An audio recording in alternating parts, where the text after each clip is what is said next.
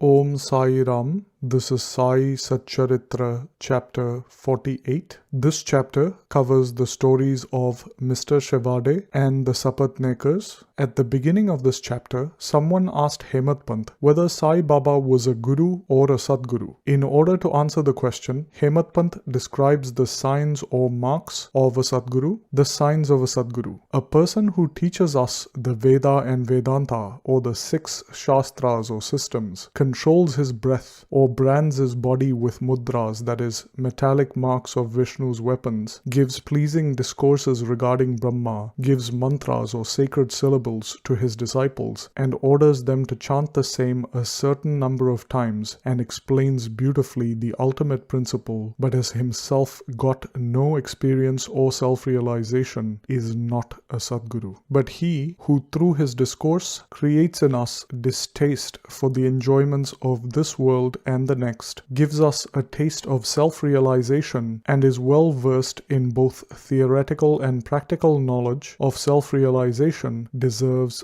to be called a Sadguru. How can he, who is himself devoid of self-realization, help his devotees attain it? A Sadguru does not, even in his dreams, expect any service or profit from his disciples. On the contrary, he wishes to serve them. He does not think that he is great and the disciple small. Not only does he love them as his children, but regards them as equal to himself or Brahma. The main characteristic of a Sadguru is that he is the abode of peace. He is never restless or ruffled, and has no pride of his learning. The poor and the rich, the small and the great, are all the same to him. Hemadpant thinks that on account of the accumulation of merits in his past births, he had the good fortune of meeting and being blessed by such a Sadguru, Sai Baba. Even in his youth, Baba hoarded nothing, except perhaps chilim. He had no family, friends, home, or any support. Since he was 18, his control over his mind was perfect and extraordinary. Earlier in his life, he lived fearlessly in a secluded place and always abided in his self. Seeing the pure attachment of his devotees, he always acted in their interests, and hence he was in a way dependent on them. Experiences similar to the ones he gave his devotees while he was alive are even today, after his Mahasamadhi, experienced by those who attach themselves to him. What the devotees have to do is trim their heart's lamp of faith and burn it in wicks of love, and when this is done, the flame of knowledge or self-realization will be lit and will shine brighter. Mere knowledge without love is dry. Nobody wants such knowledge. Without love, there is no contentment, and thus we should have unbroken and unbounded love. How can we praise love? Everything is insignificant before it. Without love, our reading, hearing, and study are of no avail. In the wake of love follow devotion, dispassion, peace, and liberation with all their treasures. We do not love anything unless we feel earnestly about it. So where there is real yearning and feeling, God manifests himself. Now let us revert to the main story of this chapter. If a man goes to a true saint with a pure mind, or even fraudulently, and holds his feet, ultimately he is sure to be saved. This is illustrated by the following stories. Mr.Shevade. Mr. Sapatneker from Akalkot was studying law. Mr.Shevade and a few other classmates met him, and they all compared notes of their study. It was found, through discussion about the subjects in the exam, that Mr. Shevade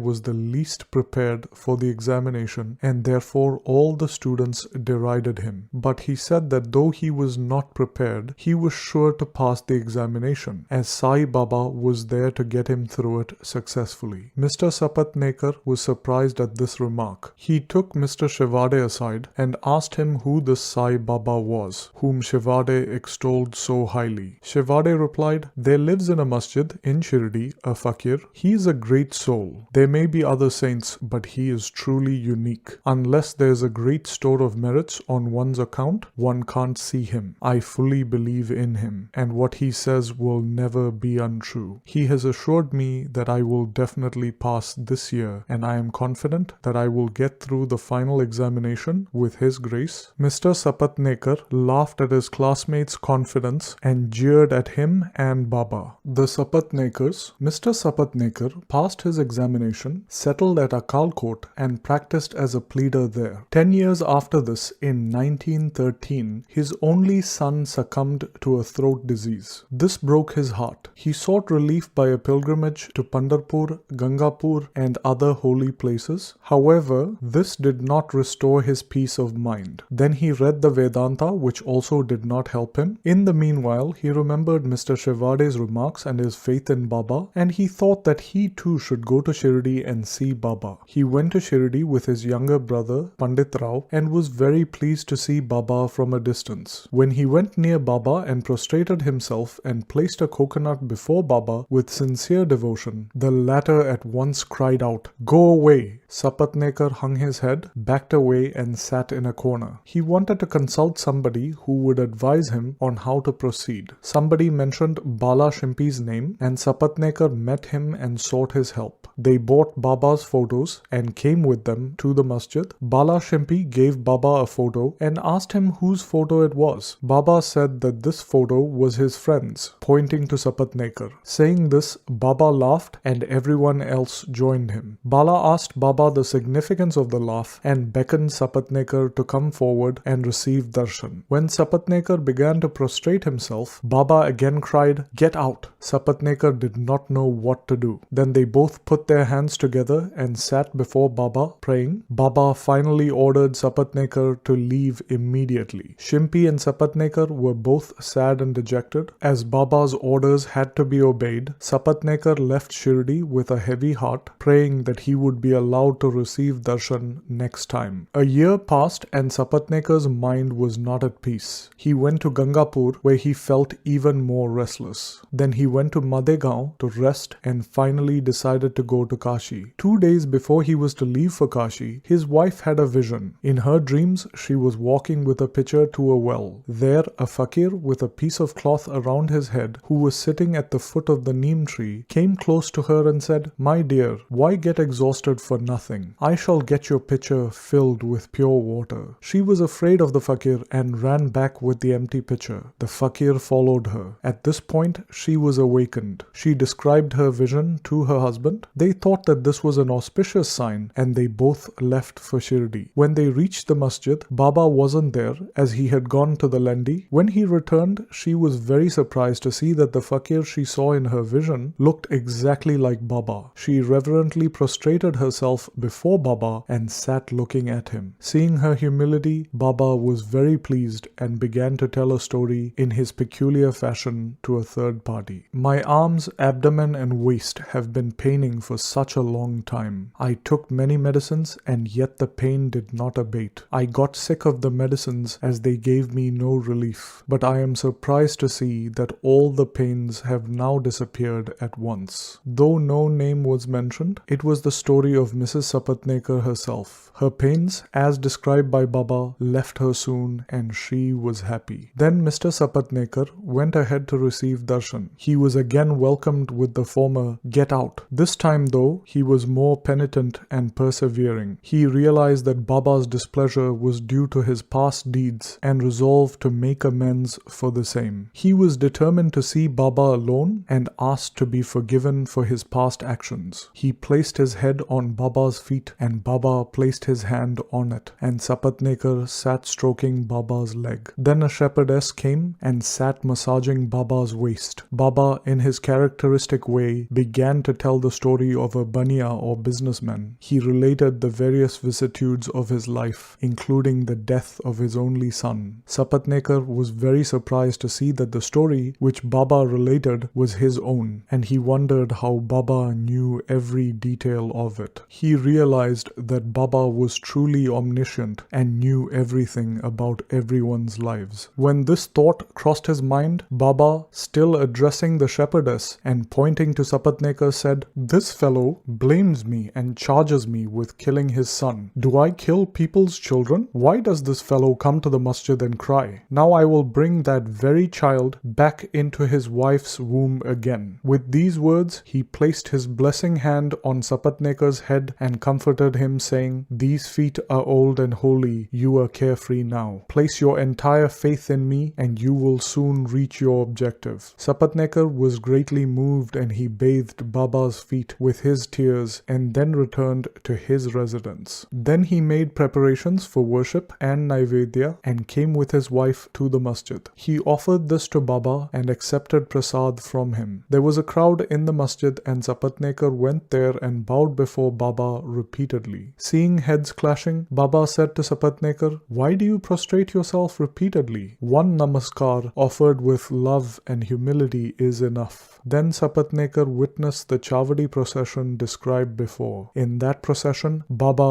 looked like a veritable Pandurang or Vithal. When leaving the next day, Sapatnekar thought that he would first pay 1 rupee as dakshina, and if Baba asked again, he would again pay 1 more, reserving with him a sufficient amount as expenses for the journey back. When he went to the masjid and offered 1 rupee, Baba asked for another as per Sapatnekar's intentions, and when it was paid, Baba blessed him saying, "Take this coconut, put it in the upper fold of your wife's sari and leave without the least anxiety." He did so, and within a year a son was born to him, and with an infant of 8 months the couple came to Shrirdi, placed him at Baba's feet and prayed thus, "O Sainath, we do not know how to redeem your obligations, therefore we prostrate ourselves before you. Bless us, poor and helpless people, and let your holy feet be our sole refuge. Many thoughts and ideas trouble us when awake and asleep, so turn our minds away from them to your bhajan and bless us." The son was named Murlidhar. 2 others, Bhaskar and Dinakar, were born afterwards. The Sapatnekar pair thus realized that Baba's words were never untrue or unfulfilled. Bow to Shri Sai, peace be to all. And this brings us to the end of Sai Satcharitra chapter 48.